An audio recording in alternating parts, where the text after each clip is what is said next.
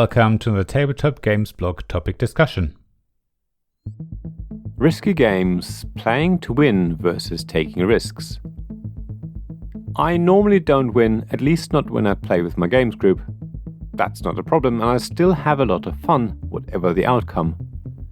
In fact, I sometimes create some extra excitement by not playing it too safe. I actually really like games where you can gamble and create huge point swings. However, I know many people who play to win and who will always play it safe. So in this article, I thought I'd compare the different approaches. Let's start by looking at the risk-loving player. There will be various levels of risk-taking. I'm the sort of person who quite happily rolls the dice in the hope to get 20 points, rather than taking guaranteed 5 points, even if the dice roll could result in me losing points. I do this even when I'm in the lead or otherwise risk losing it all.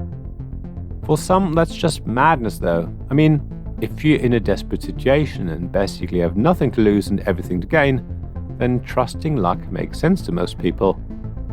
However, ruining your chances of victory by relying on the outcome of a flip of a coin, or worse odds for that matter, is just nonsensical to many people. For me though, it creates excitement. Sure, I could play it safe. I could just plod on and take the guaranteed points and slowly build up my lead.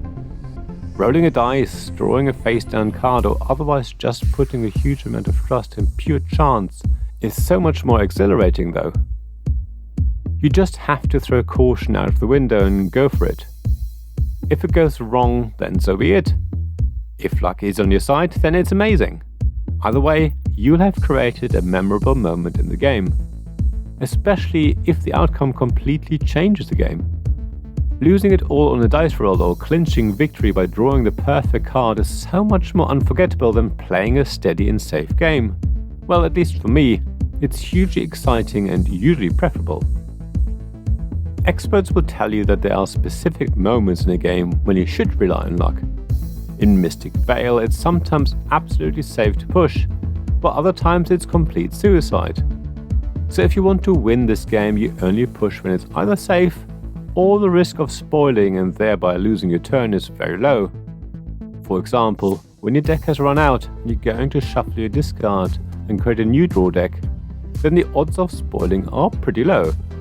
That's a good time to push, unless your field already has a good amount of coinage and points in it, of course.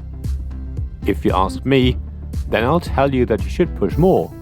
Don't worry, even I know when pushing is completely out of the question, but if the odds are 50-50 or better, and there's a good chance that you get the extra money to get the perfect card, then I'd be inclined to draw one more card.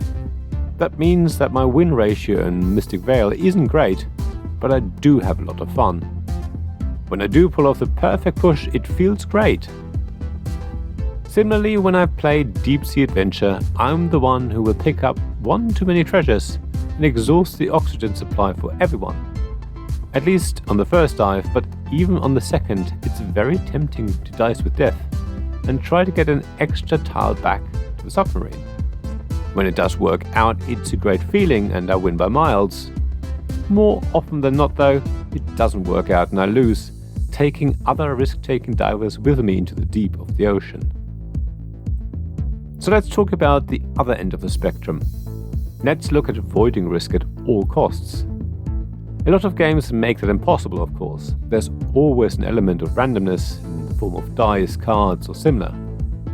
All you can do is minimize risk and have something in place that will allow you to mitigate bad luck, at least to some degree. Of course, finding a way of being able to take risks while having the option to cancel unfavorable dice results or card draws can be very interesting. I do actually try that myself in some games. It offers me the excitement of taking risks, without the bad effects when things go wrong. It's a good halfway house.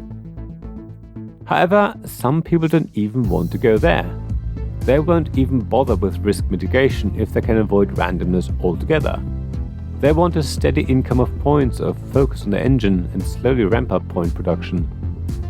Trying to find the best strategy and refining it is their thing. Analytical players like learning how a game works and how points are created. Randomness and risk just get in their way. being able to formulate an efficient winning strategy on their first play is bliss for them, and that's great. At the end of the day, everyone has to find their way of enjoying games. It's great if the same game can offer different people with different interests similar levels of fun and satisfaction.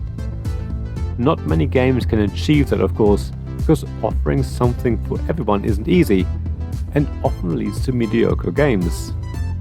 However, as long as everyone around the table has a good time, it doesn't matter whether you like Risk or hate it. So what about you? How do you feel about Risk? Do you like dice rolls or card draws? Or do you prefer if there's some level of mitigation? Maybe you didn't like any Risk at all and just want to focus on winning in a reliable fashion. As always, please share thoughts and experiences on the blog at tabletopgamesblog.com. I'm sure there are many different attitudes to risk and randomness in games. Thank you for listening to this Tabletop Games Blog topic discussion podcast. Please check the description below for links mentioned in this episode, as well as to the written version of this article on the blog. If you enjoyed this episode, please subscribe, give us some stars or leave a review. Please also tell your friends about me, and if you want to offer financial support, check out my Patreon and Ko-fi pages, links to which you'll find in the blog at tabletopgamesblog.com. So thank you again for listening, and I hope to see you again soon. This podcast was made possible by the generous help of my supporters.